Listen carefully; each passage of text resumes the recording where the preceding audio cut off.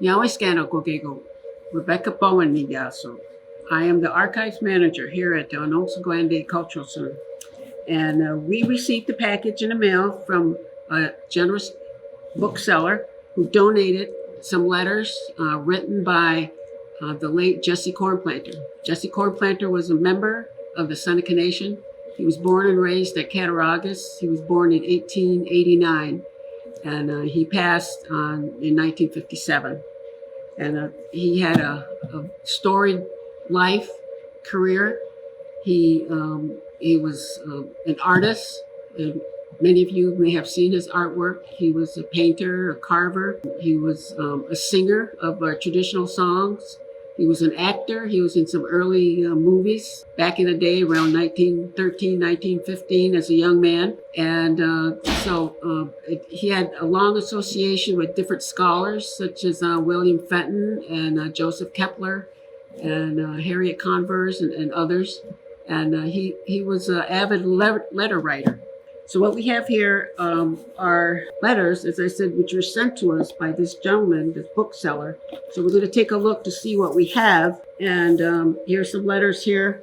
And I'll open the package. As a bookseller, he tried very hard to take care of the records as properly as possible. Because the older the paper, the easier it is for it to disintegrate with time. So we have here, this letter is to James Black, and he corresponded with James Black through the years. And this particular gentleman, his papers made up a collection, and within that collection were the letters from Jesse Cornplanter. So we have a number of letters here to James Black in Akron, Ohio. Like 1924, 1928. We see here, this is in an envelope that says the Allegheny State Park Commission, Quaker Bridge, New York. And here's a picture on the back of that envelope, the gateway to the Allegheny State Park. So what we will be doing, going through this collection, there's approximately 39 letters in this collection. We'll be going through them, transcribing them, and just looking for all that information that makes his life even more personal for us. He lived here on the Allegheny territory for a number of years, and he also lived up at Tonawanda. So we're thankful for these letters, and we'll see what else we have here.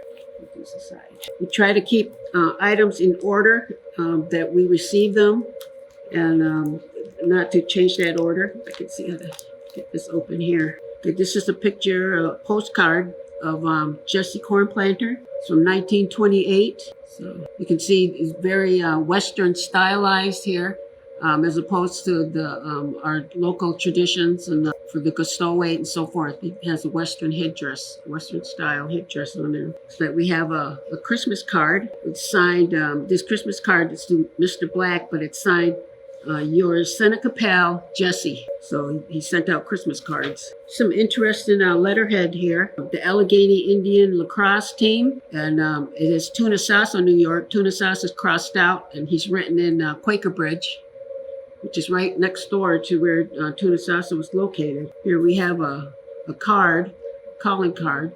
Chief Jesse J. Cornplanter. And it says National Military Home in Dayton, Ohio. So again, we have more correspondence here. These ones are not in an envelope like the previous group that we looked at. We're looking at 1936, 1943. We see that a lot in older documents. There's people may use to scribble on and write extra notes, and it's a common practice. And there's just different kinds of paper here. Some of it is just easily can crumble as they age. So each one has to be handled differently. Here's one here. It says Tonawanda Indian Reservation, 1947. So we know at that point he had relocated to Tonawanda. So we're going to be taking time to go through this correspondence and just pull together everything we have in regards to Jesse Cornplanter, and maybe we can plan to have an exhibit in the future. And so it's exciting. We're very excited to have this collection. Yahweh.